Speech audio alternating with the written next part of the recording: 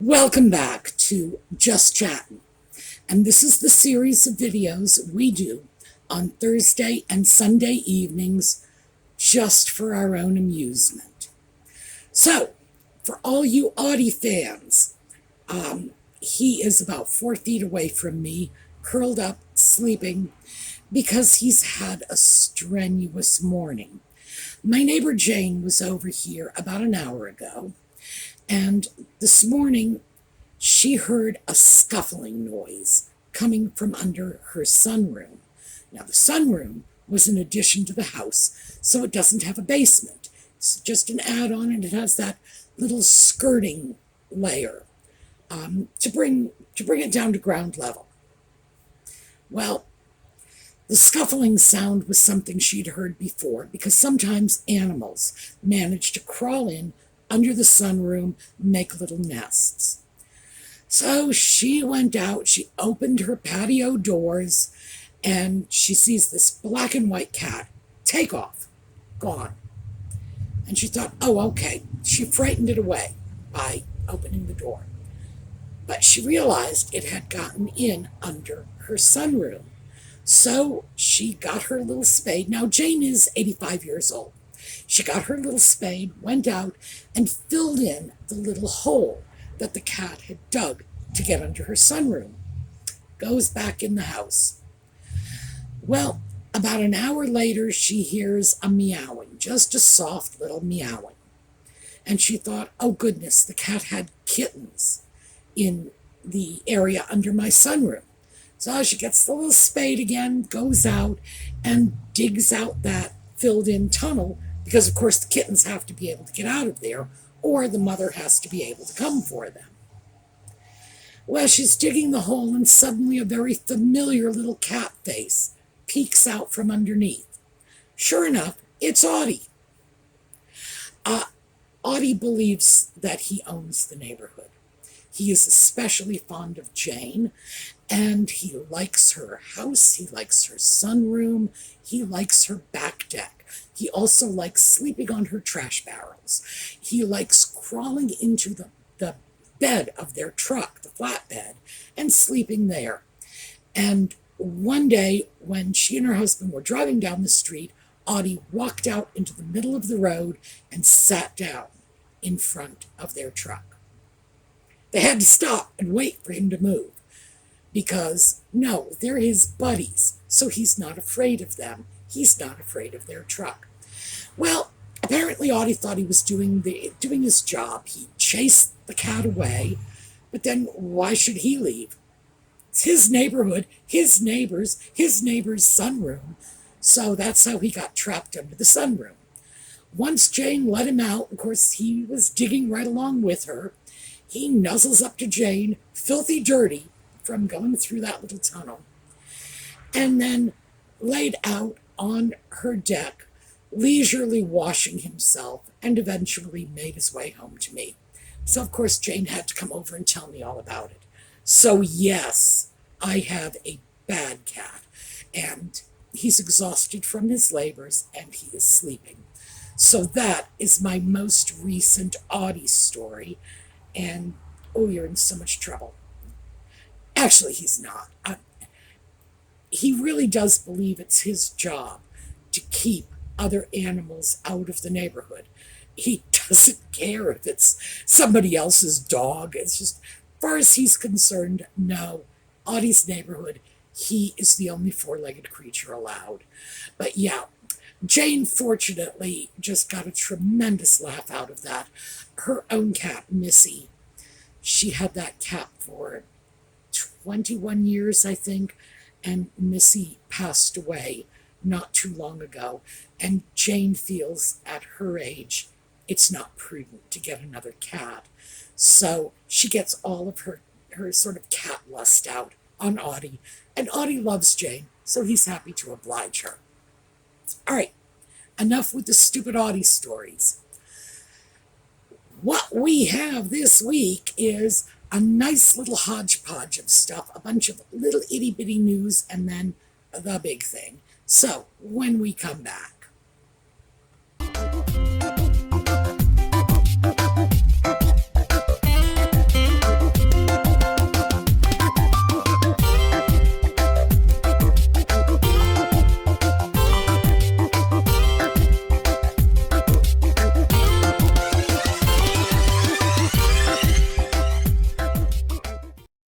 So let's start with what our friends from Montecito were doing over the 4th of July holiday.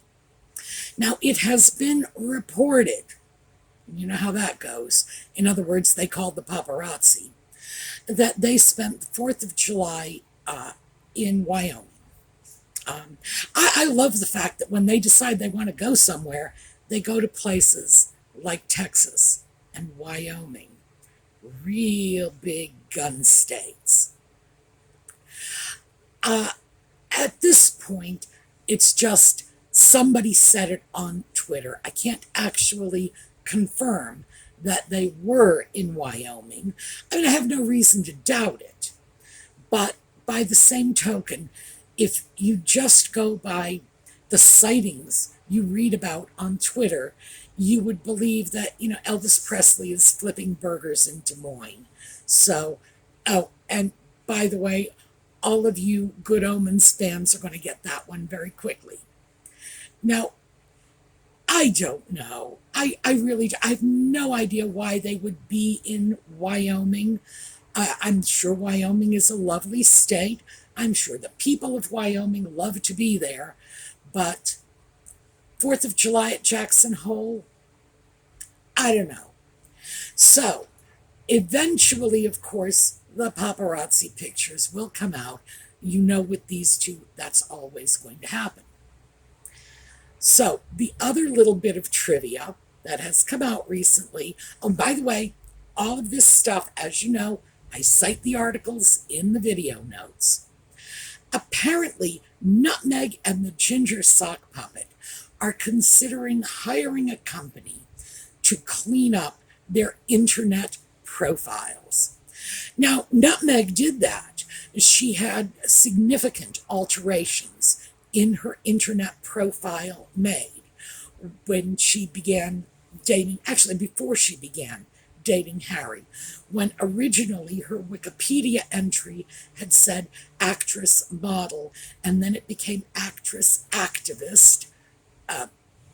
Who knows why? I can't see that she had done any activism worth a mention in Wikipedia, but obviously she hired somebody to do it. And you can make alterations to Wikipedia pages. I can do that. I think you have to sign through, and I've done it usually on obscure topics in the field of literature that nobody else really cares about.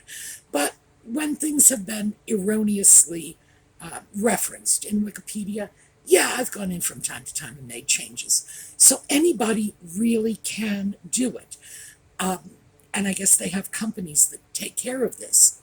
So they are making this serious commitment to get rid of what they call the misinformation, which means, of course, anything critical about them. So I'm putting this out to all of you, and hopefully you will share this information with any other YouTubers you watch, because we're all over the world, people making YouTube videos. I don't know other YouTube viewers. You will know them more than I do because you're watching their channels. Every video I have ever posted to YouTube is on a hard drive here in my possession. Every time I make a video, as soon as I upload it, I take that copy before I delete it and save it over to a hard drive. Now, the reason I do this is because you just never know when something's going to happen. I mean, there's nothing against YouTube. I was a social worker, so I used to work for the state. And believe me, when you're dealing with any kind of a large conglomerate, or in my case, a state bureaucracy, you can guarantee they're going to lose things. They are always going to lose things. So it's simply an old habit from my keep copies in triplicate days. What that means, at least for my videos, is if someone attempts to have them removed from YouTube, I can upload them in 10 minutes. Well, actually not. That depends upon the upload times. I can begin the process of uploading in 10 minutes' time. I have them all. What I want you all to do, now, this is, of course, if you're willing, because I don't give you directions. You are not my minions. Mention this to the other YouTubers whose videos you watch. Are they keeping copies? Are they prepared to upload and replace any videos that might be taken down by one of these history scrubbing sites? Because remember, this is what we talked about in the last video. If we do not pay very close attention to Nutmeg and Ginger's history, they're going to get away with even more than they're getting away with now. We are the ones that are out there trying to hold their feet to the fire and trying to make sure they are held accountable for their lies, their contradictions, their misinformation. And I always find it ironic that this is what they are complaining about: misinformation. They are the king and queen of misinformation. So that was the end of our little sundry news bits that I wanted to catch you up on. So let's get into the big story. The big story, as I'm sure you all know, is Harry is going to bring his case. This is the lawsuit that he brought in the UK to be able to get official protection from the Metropolitan Police. For those of us in the US, that is Scotland Yard. It's like, yes, he wants Sherlock Holmes to protect him. What can I tell you? He's looking now. There's a new suit, apparently. He is beginning in the beginning process of filing it that will allow him to appeal, so that they'll have to make a decision. He is complaining. Gosh, only our sock puppet could do this. Somebody needs to tell him he is a grown man. He is complaining because it is so unfair. Well, after all, he was born to this risk. He needs protection. Never mind the fact that he has successfully gone back to the UK on several occasions since the Meghan departure, and allegedly his wife and the putative children have been back with him on at least one occasion, and the wife has allegedly been back on 2 occasions just this year alone. So, if they are in such danger, what the devil were they doing standing by an open window during the Platinum Jubilee? Well, all I can say is, you might as well put a sign around your neck saying, "Yoo-hoo, snipers, here we are." But of course, there are no snipers. They do not even have a credible threat from little old Welsh ladies with tomatoes. There is no credible threat. There is no danger. They'll show up in Wyoming, in Texas. These are places, mind you, where the average single-family household has more guns than the entire nation of Great Britain. We'll go there. Like, yeah, we're not afraid, especially Texas. And now, mind you, I'm not afraid to walk the streets of Texas.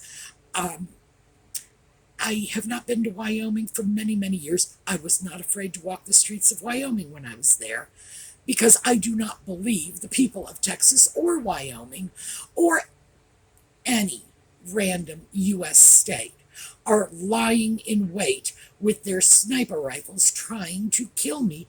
But I am not the Ginger Sock Puppet. I am not a paranoid lunatic.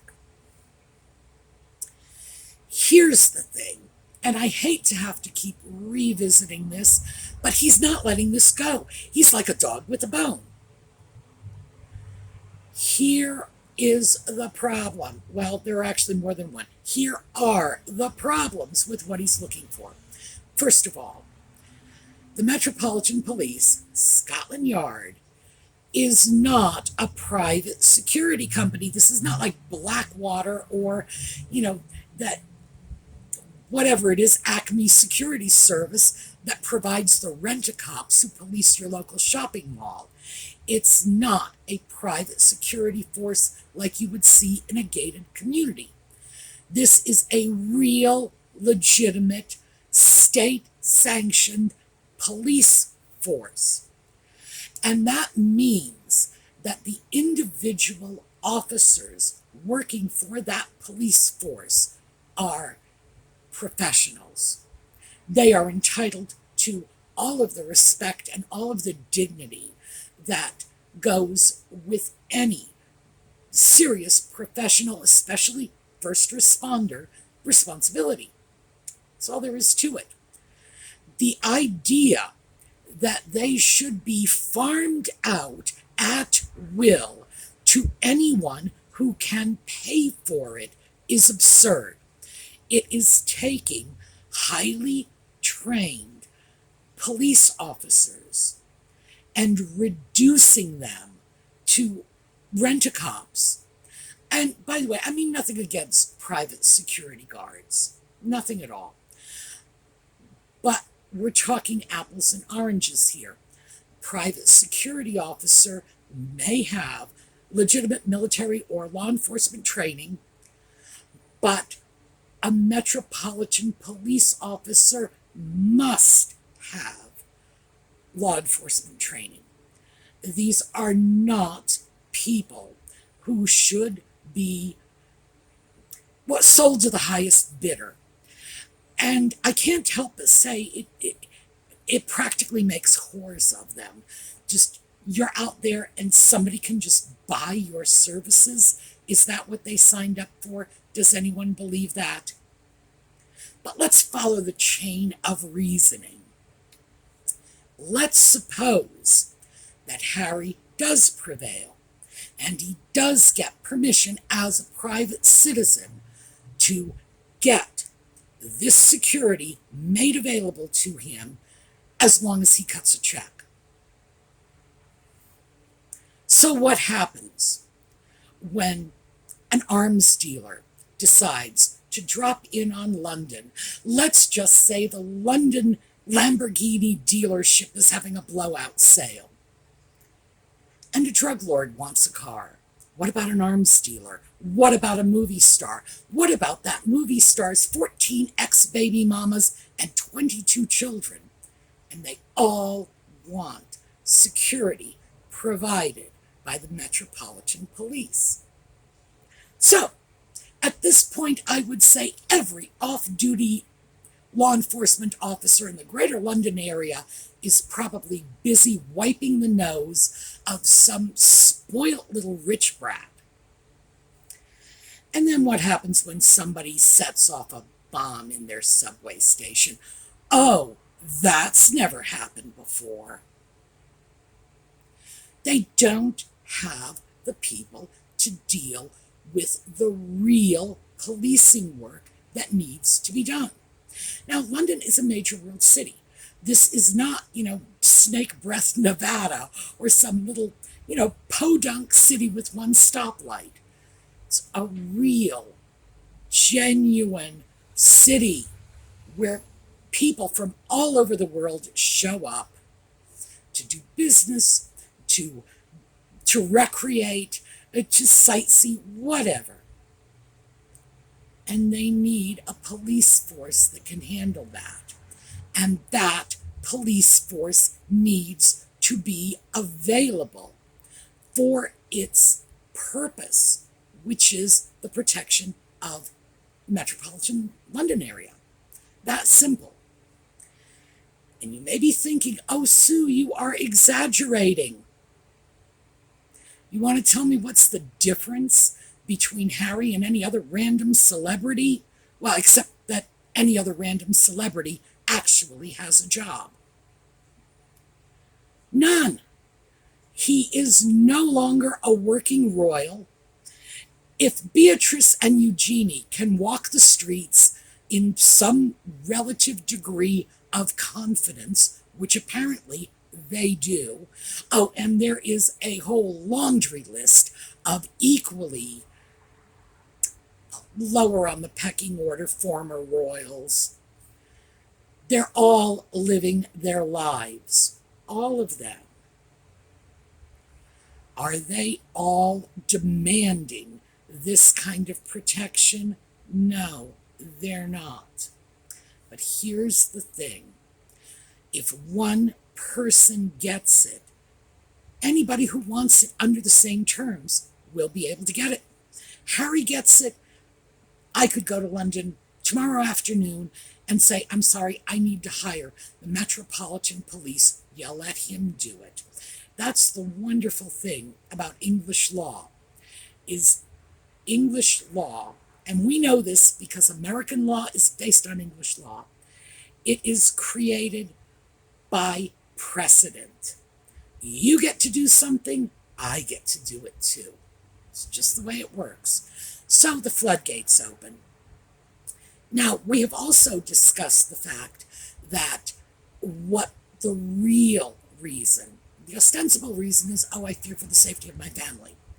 The real reason is once Harry gets protection, regardless of who pays for it, then he can make the case that he's an internationally protected person, and then the U.S. will have to pony up and do the same thing.